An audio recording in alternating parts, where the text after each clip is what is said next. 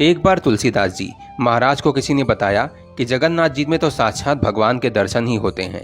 बस फिर क्या था, यह सुनकर तुलसीदास जी महाराज तो बहुत ही प्रसन्न हुए। अपने इष्ट देव का दर्शन करने श्री जगन्नाथपुरी को चल दिए। महीनों की कठिन और थका देने वाली यात्रा के उपरांत जब वह जगन्नाथपुरी पहुंचे तो मंदिर में भक्तों की भीड़ देखकर प्रसन्न मन से अंदर प्रविष्ट हुए। जगन्नाथ जी का दर्शन करते ही उन्हें बड़ा धक्का सा लगा।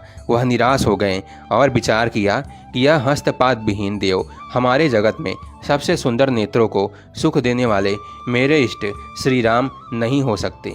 इस प्रकार दुखी मन से बाहर निकलकर दूर एक वृक्ष के तले बैठ गए। सोचा कि इतनी दूर आना व्यर्थ हुआ।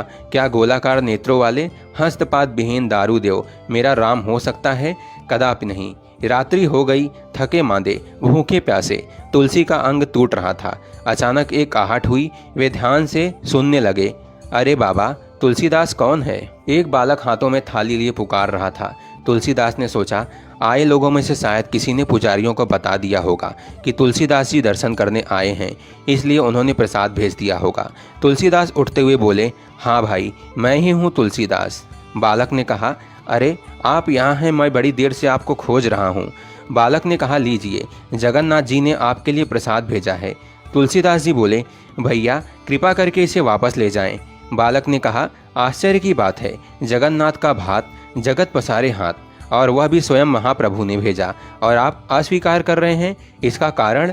तुलसीदास जी बोले, अरे भाई, मैं बिना अपने इष्ट को भोग लगाए कुछ ग्रहण नहीं करता।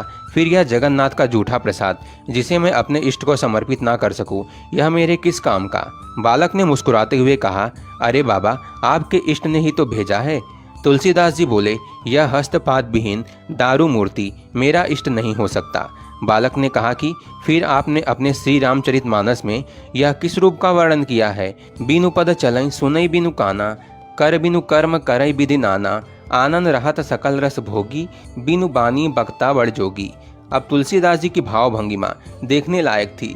नेत्रों में अश्रु बिंदु, मुख से शब्द नहीं निकल रहे थे। थाल रखकर बालक यह कहकर अदृश्य हो गया कि मैं ही तुम्हारा राम हूँ। मेरे मंदिर के चारों द्वारों पर हनुमान जी का पहरा है। विभीषण मेरे नित्य दर्शन को आता है। कल प्रातः तुम भी आकर दर्शन कर लेना। तुलसीदास जी की स्थिति ऐसी कि रोमावली रोमांचित थी। नेत्रों से अश्रु अविरल बह रहे थे और शरीर की कोई सुध ही नहीं। उन्होंने बड़े प्रेम से प्रसाद ग्रहण किया। प्रातः मंदिर में जब तुलसीदास जी महाराज दर्शन करने के लिए गए, तब उन्होंने जगन्नाथ, बलभद्र और सुभद्रा के स्थान पर श्री राम, लक्ष्मण एवं जानकी के भव्य दर्शन किए। भगवान ने भक्त की इच्छा पूरी की। जिस स्थान पर तुलसीदास जी ने रात्रि व्यतीत की थी, वह स्थान तुलसी चौरा नाम से विख्यात हुआ। वहाँ पर तुलसीदास जी की पीठ बड़छता मठ के रूप में प्रतिष्ठित है। बोलिए जय जगन्नाथ।